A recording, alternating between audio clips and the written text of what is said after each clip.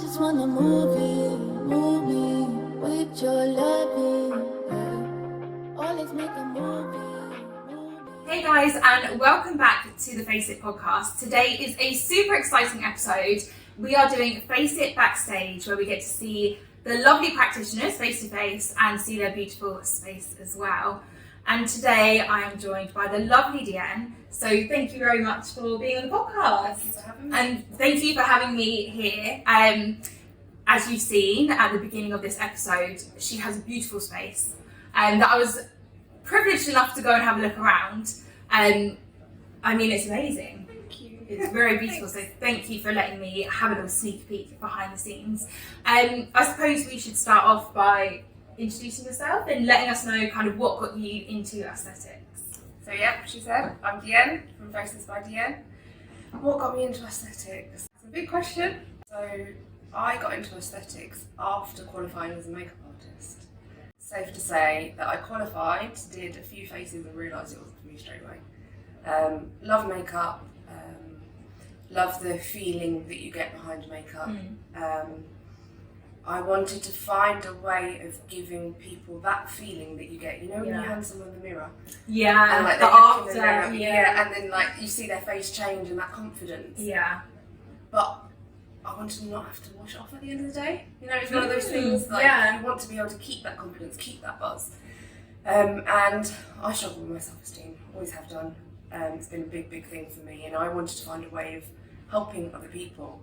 Gives me a boost, and then gives them a boost as well. Yeah. I've been around aesthetics for a long time. I've got lots of friends, loads of friends that have had it done. You know. It's one of those things that's become more and more popular, and that's how I fell into it. It literally fell into aesthetics. Yeah. I'm happy to admit that I did it, I wouldn't say the wrong way. Did it the fast way the first time round, happy to say that. Yeah. Thankfully I had a really good teacher. Yeah. I had no knowledge in aesthetics at the beginning, but I wasn't happy with my lack of knowledge. So started practicing, knew that there was something not quite right, and that's where my journey with canvas started. So started doing some research, wanted to know more, be more confident in my aesthetics. Yeah. So I went right back to the beginning, started with all the basics, and I'm like working my way through slowly. Yeah. Oh, that's good, and it's amazing that you've been able to kind of identify that actually I feel like I do need a little bit more, and there's nothing wrong with us kind of, seems like we're going backwards, and that's absolutely not the case at all. You can never have too much knowledge, that's just not a thing. I'm glad you said that, because that's how I felt, and I still feel it now. I'd had some more training recently, and I was speaking to a practitioner, and she was like, that's a good thing, that's a good feeling. Always feel like you need more knowledge, always, so that way I suppose we don't come complacent or something like that. Yeah, and you obviously were honest enough to mention you felt like you did it really quickly at the beginning, and I think that's maybe an issue within the industry that people are kind of arguing over, is there are the people that do it really quick and maybe aren't so competent.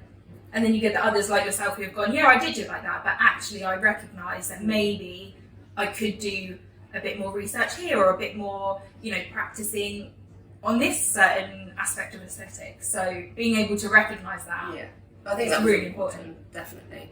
I think that's helped towards my business. I was very honest with customers in the first place. Happy to say, oh no, I'm not qualified in that. Or happy to say, do you know what, I'm not sure, let me do some research. Or even say to them, I'll be qualifying at such and such a time. Yeah. I'll get back in contact with you then. And I think that's built a good trust between me and my customers, and they've all rebooked. And for me, that's the biggest compliment for them to come back. Oh, for sure. Not just for the same treatments, but for the other ones as well. Yeah. So I felt that that's really important for the business, my personal business, that trust and that communication between the customers. Yeah, definitely. And I've seen, having gone in your space, all your lovely certificates, which is fantastic, and it's very much a case of that ongoing learning, like we just mentioned. So before I want to ask you about the training you've done and stuff, I'm just wondering, having heard your story and how you got into aesthetics, how did it feel to transition from makeup, which isn't permanent, to then doing aesthetics, where some treatments are, I say semi-permanent, but they leave and are going to look a certain way for prolonged period of time. Yeah. I wonder how that felt.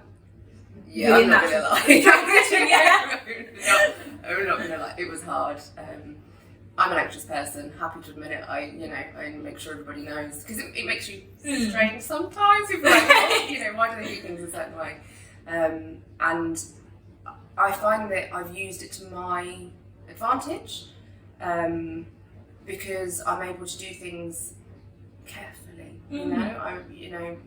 When I first sat down to do my first set of injecting, I tell everyone that I've made a massive mistake. What am I doing? I can remember just looking down thinking, this is too much, this is permanent, I'm gonna permanently change someone's face like you said. But the thing was, I just kept focusing on what I'll probably touch on it many, many times. It's that feeling the person gets if you do it right, and that's what I want to focus on. Do it right, know what you're doing, then that takes away the anxiety, which is again training, practice, and being open about your abilities, what you can and can't do, instead of saying, oh, I'll just give it a go, So yeah, definitely. And I think you mentioned about keeping clients and then coming back. It's not just about kind of making them feel a certain way, but actually them trusting you and building that relationship as their practitioner. And trust is a big part of that, and open communication is how you build that, really, saying, as you mentioned, this is what I can do, these are my abilities, I'm going for extra training, I'm doing this, that, and they're going to want to come back because they know you're dedicated, I guess, to your business and what you're doing. I'm wondering if there's any kind of particular thing that you do that's your favourite, something you actually love doing, you're always excited when a client books in for this. I'd say, I think there's two things that stick out. Lips, I think, as lips aesthetics, it's like bread and butter, you isn't it? assume, It's as soon as you hear aesthetics, lips. Yeah. Lips change the whole face, don't they? They can, completely change the look. I think it's my favourite because there are so many bad lips out there. I hate to say it, there are so many bad lips out there, and a lot of people, especially if you don't know aesthetics, think fillers, think bad lips. And I'm finding quite a lot of joy in breaking that stigma. They don't have to be massive, they don't have to be overfilled, they can look natural, and I find that really fun. I really enjoy that. And teaching people about how the lips hold the filler and how it should look, and that's always a good thing. So I always find that exciting. And I can't not say lemon bottle. At the moment, it's so viral. It's the thing, isn't it? It's the thing. It's so controversial because so many people say it doesn't work. And if I'm honest with you, I wasn't going to offer it. I wasn't going to offer fat dissolving in general. It's a strange concept. But I've seen the results myself. I've physically seen it. And it's hard to argue with that, something that's popular and the results that work, it's just as exciting, isn't it? When customers text me, they're like, oh my gosh, it looks amazing. Yeah. Love that. Yeah, it's hard to say no then, isn't it, when the customer actually feels satisfied with what you're doing and what you're offering. And I think it's a case probably with any industry at all, actually, is that sometimes if we don't offer something, we can feel like we're getting a bit left behind. Yeah. And again, like with any industry, it evolves all the time. There's going to be something new no matter what you're doing. So if it aligns with you and particularly your customers, like your client base, is it right or wrong to then actually go, no, I am going to decide to offer that as well? I think, I think you're right. It is hard to find that balance between staying current and relevant and then practice things safely and not offer things just because, I've had these discussions with many clients. It all comes down to, what you're happy to offer and, again, knowledge, research that how, are you going to put someone in danger, would you inject yourself with something? Yeah, that's the question, isn't it? If you're willing to do it, fair enough, but if you're not, then maybe don't offer these things to other people. Exactly, yeah. They are not guinea pigs, they are our clients, and without them and the satisfaction, then we don't have a business, so which is not what we want at all. And as you just mentioned about the lip filler, as you said, there's an assumption that we think lip filler, huge lips. And you were telling us that actually they don't need to be like that. They can be if you want big lips. I've got nothing against big lips. No, again, But it's they don't supposed have to be. what the client wants. Yeah. Yeah, I think maybe it goes down to then the whole meals thing, and they think, right, I want this many meals, just put it in, and not realising that actually everyone's face is different. Yeah. Everyone, again, has different looks that they want to achieve. Some of them big, that's fine. Some of them smaller, that's fine. So how do you kind of discuss that with a client when it comes to meals or what you think they do need and they might not agree with that? It's hard. That's a hard one. I have had a couple of customers disappointed. I think that's a good word to say. I'm happy to be that practitioner that says, I'm not going to inject you. You know what I mean? Yeah, Like, I'm not happy. I mean, you're a walking advert for me. I always say that to people. So for me, as well as for you, I want you to, and I know we all have different thoughts on what looks good, and I'm not trying to say that everyone has to look the way I want them to look, but I'm happy to say no, medically or even physically, you know, you've had too much. But I've mentioned it before, it's important for the customer to know what the filler does, you know, how much can your body hold, understand, you know, the pockets within the lips, those sort of things. If they then understand it's a process sometimes. You can't just have 1 million straight away and look exactly the way you want to look. So for me, it's that communication, education, and setting realistic expectations, I would say. Yeah, I think the expectations is a really good point. And in reality, as much as we don't want to send our customers elsewhere, people specialise in certain things. People specialise in Russian lips and what have we got now, Bratz lips and all these certain things. And actually, if that's what they want, it's okay to say, like, I'm not willing to do that, but I can recommend someone else who specialises in that style of lips, for example. So I'm wondering, like, within the industry, do you kind of have much connections with other people? Do you like to stay in your own lane, or do you, I don't know, message other practitioners? What's your kind of stance within the industry? I do. I think it's important. I think it's important, especially, you know, working alone. Small businesses, a lot of businesses are quite, you know, small like that. I have reached out, especially within Portsmouth. I think it's important to know who's out there. Not in a competition side of things, because I truly believe people buy into you, who you are as a business, and especially with aesthetics, like we say, the trust and that sort of thing. I have made some good relationships with some practitioners, and it's been nice to have a chat about like regulations. You know, I'm sure that'll be something we'll be touching on later, but opinions on products and that sort of thing, and even to have somebody at the other end of the night, if you have a question, if you have something, I'm happy to express that I don't have the knowledge, like I've said before. So it's been nice to know that someone else is there for me, just in case there is something, you know, that I need to ask. And social media wise, I found it quite easy to do a couple of things, and some other practitioners haven't. So it's been nice to, you know, share that knowledge on that side of things as well. So I think it's really important. It's not about competition, it's about supporting each other, and there's enough, you know, markets out there for all of us, isn't there? Yeah, exactly. That's the thing, that there's enough customers and clients for everyone. It's just about finding them and the people that, like you said, align with you, because they buy into not just what you're doing, but you as a person, and, you know, they want to trust you and enjoy coming back. Because I feel like, especially in any sort of kind of like beauty industry, it's a bit like therapy sometimes. Oh, totally. The stuff these clients come out with, and you're like, do you know what? Thank you for sharing that. I'm glad you trust me and I know everything about you. You're like, yeah, probably that one. Start journaling about it later. Oh my goodness. But yeah, there's it goes back to, again, like you say, supporting people within the industry, because it can be bitchy sometimes. I'm just gonna, you know, outright put it out there and say that, and that's something we want to avoid, especially with, like you say, learning from each other and getting that support, because sometimes, I don't want to say things can go wrong, but there are adverse effects and things like that, and being able to reach out to other people when there's an issue that you just want clarifying. It's always nice to just know a few people kind of around. And I suppose that actually goes nicely onto what you said about regulations. which I think does go back into that argument about training and how much training people have. What's your thoughts surrounding the regulations and this kind of like traffic light system that they're trying to put in place?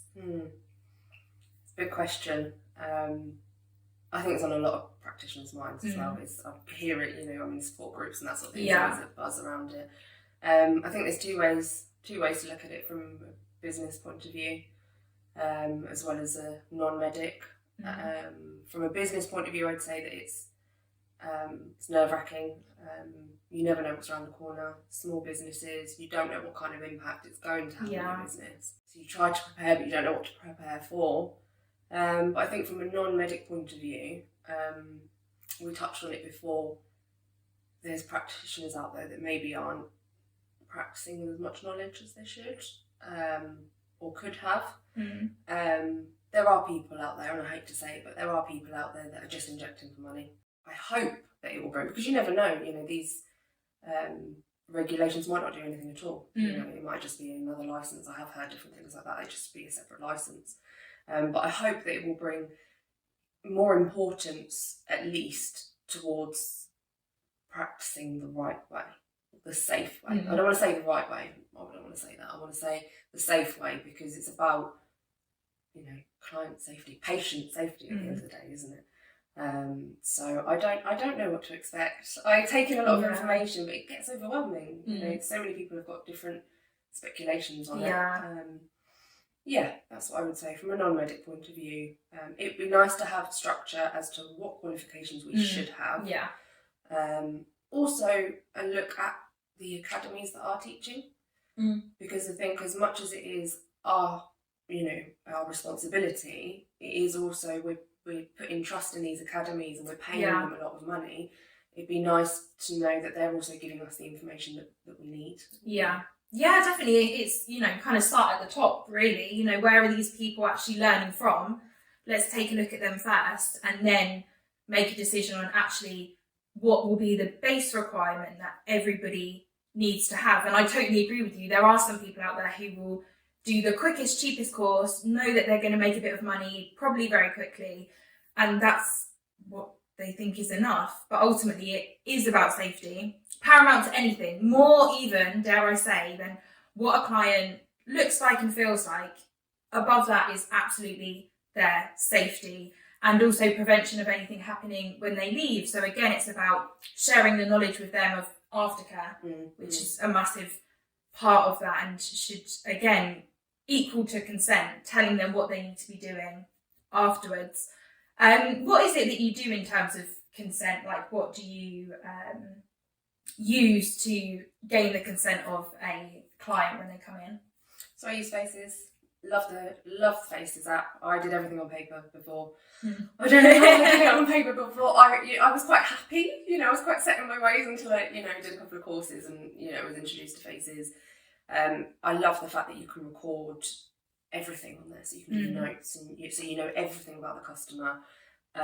Also, photos, before and after photos is so important. I don't think people realise how important, because different procedures can bring up other things. And you can see that either that was there in the first place or that was caused by you. So that's important. So yeah, the consent, and then like you said, the aftercare. I'm always in contact with my customers. Afterwards, obviously, I love the fact that you can send the aftercare straight away, so you know that that's done, and you know that they're not going to lose it. It's not a little piece of paper. It's done and dusted. But I always say, and everyone laughs, but I always say, when you go to hairdressers, you're sat in the front of the mirror and you're like, oh yeah, I love it, and then you go home and cry. You know that. Everyone knows that feeling. I don't want anyone to feel like that with me, so I'm always in contact with everyone afterwards. I'm like, there's nothing that can't be changed, nothing that can't be solved. Always in contact. So when you said about the aftercare, I'm like, medically and emotionally, I try to keep the both together. Yeah, which is great. And again, that's what keeps them coming back, is knowing that they're looked after, not just while you're doing it, but actually afterwards, so you don't feel kind of abandoned. And especially for those who are maybe having it done for the first time, they don't know what to expect. So knowing that you're kind of still going to be there is always really good. I suppose I kind of want to wrap up with asking you, what are the plans for your business? Like, whether that's in terms of training or things you're offering? You obviously mentioned you now do lemon bottle. So yeah, if you could kind of tell us a little bit about your plans. It's exciting. You could go anywhere, can't you, really, with aesthetics? Like there's Yeah. so many avenues you can go down. So I recently just did another course with Canvas, qualified in skin, so skin peels, microneedling, dermaplaning, that sort of thing. I think it's really important to look after your skin alongside doing it. You know, we can get fillers and Botox and that sort of thing, but if you haven't got good quality skin, it's not going to look as, you know, as nice. So love that. Can't wait to offer that. I said before about taking things slowly.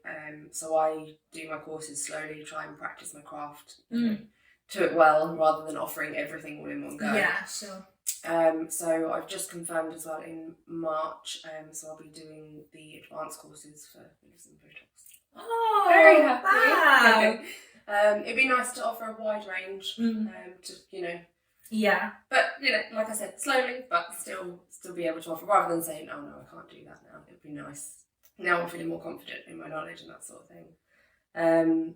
Ultimately, some people say you don't need it, you know, I've been trying to gather information, but I want to do my level 5 and 7. That's, you know, my ultimate goal for the future.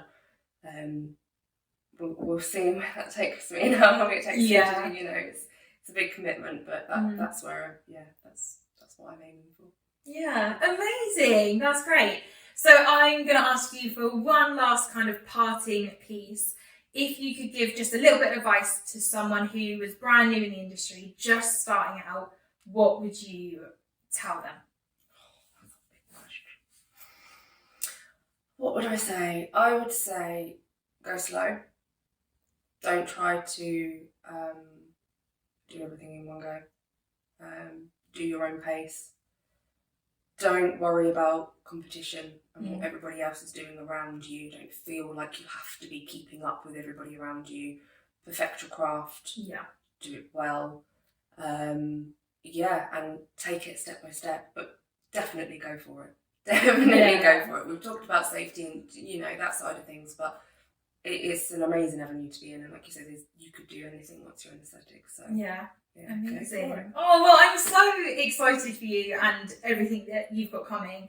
So thank you again for letting me come here and sharing with you guys all of your knowledge, which is fantastic. Thank you. So did you want to just let us know where we can find you on social media and in real life? So I am on Instagram, Facebook, so I'm covering all of those social media bases.